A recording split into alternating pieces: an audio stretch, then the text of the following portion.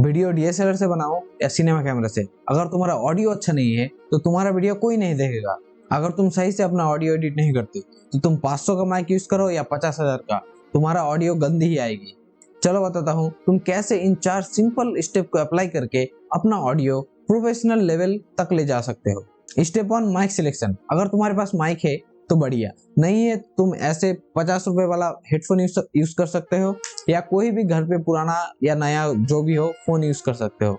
नीचे वाला जो माइक है उससे तुम रिकॉर्ड कर सकते हो। मैं इन दोनों से अपना ऑडियो रिकॉर्ड करूंगा और एडिट करके तुमको दिखाऊंगा। अगर प्रोफेशनल माइक अफोर्ड कर सकते हो तो ले लेना, मैं बोया BY M1 यूज करता हूँ। अब तक जो साउंड सुन रहे हो वो इसी माइक से रिकॉर्ड हुआ है। इस माइक का लिंक तुम्हें डिस्क्रिप्शन में मिल जाएगा और कुछ और भी माइक का मैं लिंक दे दूंगा। अब step 2, fix your recording environment. इसमें मेनली 2 चीजों का ध्यान रखना है। पहला, हमें इन्वायरमेंटल नॉइज कम करने की कोशिश करनी है ताकि बाहर का कोई आवाज मेरे माइक में ना रिकॉर्ड हो। थोड़ी बहुत नॉइज रहती है तो हम एडिटिंग में हटा देंगे, पर कोशिश करना कि कम से कम नॉइज आए। और दूसरा स्टेप है हमें इको कम करना है। अब करना कैसे है वो बताता हूँ।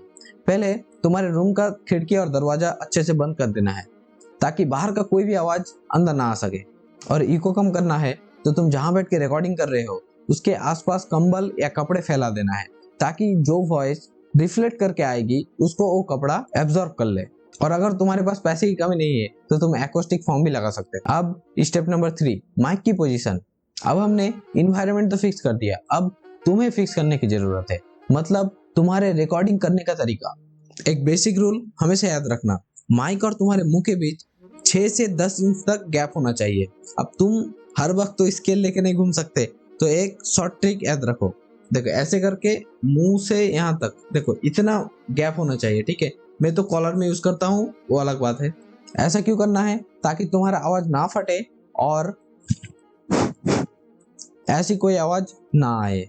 और जिस ऑडियो रिकॉर्डिंग सॉफ्टवेयर में ऑडियो रिकॉर्ड करोगे उसमें पहले 8 से 10 सेकेंड चुप रहना ताकि माइक इन्वायरमेंटल नॉइज कैप्चर करे। उस नॉइज प्रोफाइल को यूज करके पूरे ऑडियो ट्रैक पे नॉइज रिडक्शन अप्लाई कर सकते हैं। कैसे करना है वो मैं एडिटिंग के वक्त बता दूंगा।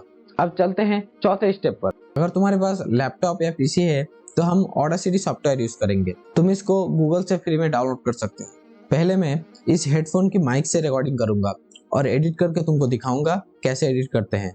अब हम आ चुके हैं ऑडासिटी सॉफ्टवेयर में। अब हम देखेंगे इस हेडफोन की माइक से कैसा रिकॉर्डिंग होता है और कैसे हम इसको एडिट कर सकते हैं। ये जो तुम स्क्रीन में रिकॉर्डिंग देख पा रहे हो ये मैंने हेडफोन वाले माइक से रिकॉर्ड किया हुआ है।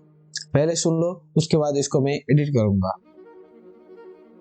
हेलो दोस्तों, मैं आपको ये वाला रिकॉर्डिंग एडिट करके बताऊंगा जो मेरे इस हेडफोन वाले माइक से रिकॉर्ड हुआ है।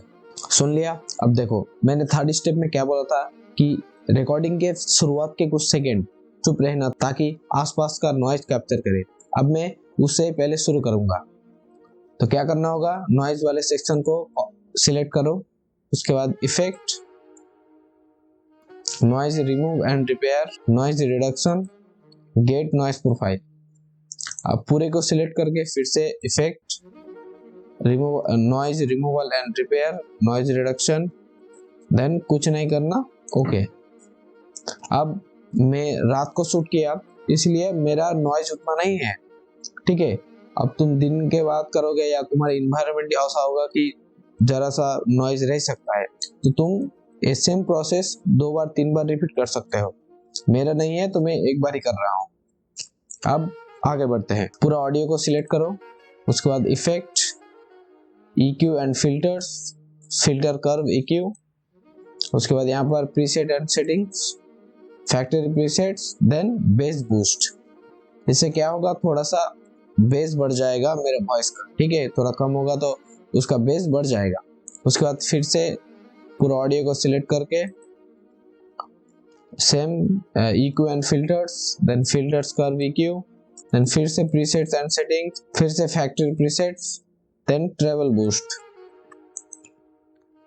देन फिर से एक बार और वहां पर जाना होगा सेम, देन लास्ट क्या है, लो रोल ऑफ स्पीच, फिर से इफेक्ट।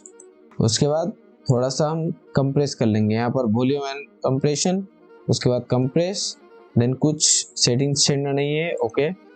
तो क्या होगा, तुम्हारा वॉइस ज्यादा हाई होगा या लो होगा उसको थोड़ा कंप्रेस कर देगा ताकि आवाज ना फटे। तुम इतना करोगे वो भी ठीक है, पर तुम एक बार और इफेक्ट में जाओगे, फिर से वॉल्यूम एंड कंप्रेशन में जाओगे और नीचे नॉर्मलाइजेशन में क्लिक करके अप्लाई करोगे। तो नॉर्मलाइजेशन से क्या होगा, तुम कहीं पे ज्यादा जोर में बोल दिए या कहीं पे कम धीरे बोल दिए, ठीक है, तो उसको क्या कर देगा, एक लेवल में ले आएगा। ठीक है, ऐसा करने से तुम्हारा ऑडियो एकदम प्रोफेशनल हो जाएगा। अब सुनो एडिट करने के बाद। हेलो दोस्तों, मैं आपको ये वाला रिकॉर्डिंग एडिट करके बताऊंगा जो मेरे इस हेडफोन वाले माइक से रिकॉर्ड हुआ है। अब मैं साथ के साथ बिना एडिटेड वाला भी तुमको सुना देता हूँ ताकि तुम फर्क समझ पाओ। हेलो दोस्तों, मैं आपको ये वाला रिकॉर्डिंग एडिट करके बताऊंगा जो मेरे इस हेडफोन वाले माइक से रिकॉर्ड हुआ है। हेलो दोस्तों, मैं आपको ये वाला रिकॉर्डिंग एडिट करके बताऊंगा जो मेरे इस हेडफोन वाले माइक से रिकॉर्ड हुआ है। और ये वीडियो हेडफोन लगा के देखना ताकि बारीकी से समझ सको। हेडफोन का माइक का तो देख लिया, अब चलिए मेरे फोन का रिकॉर्डिंग का कैसा है वो देख लेते हैं। अभी जो मेरे लैपटॉप स्क्रीन में रिकॉर्डिंग दिख रही है ये मेरे फोन से रिकॉर्ड हुआ है। अब मैं इसको एडिट करूंगा, उसके पहले तुम सुन लो।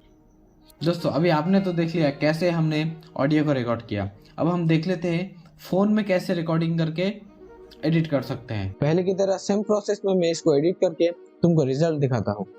दोस्तों अभी आपने तो देख लिया कैसे हमने ऑडियो को रिकॉर्ड किया। अब हम देख लेते हैं फ़ोन में कैसे रिकॉर्डिंग करके एडिट कर सकते हैं। एडिट के बाद भी ऑडियो में थोड़ी बहुत नॉइज बच जाए तो बैकग्राउंड में म्यूजिक लगा देना, तो म्यूजिक से नॉइज छुप जाएगा। यही था आज का वीडियो।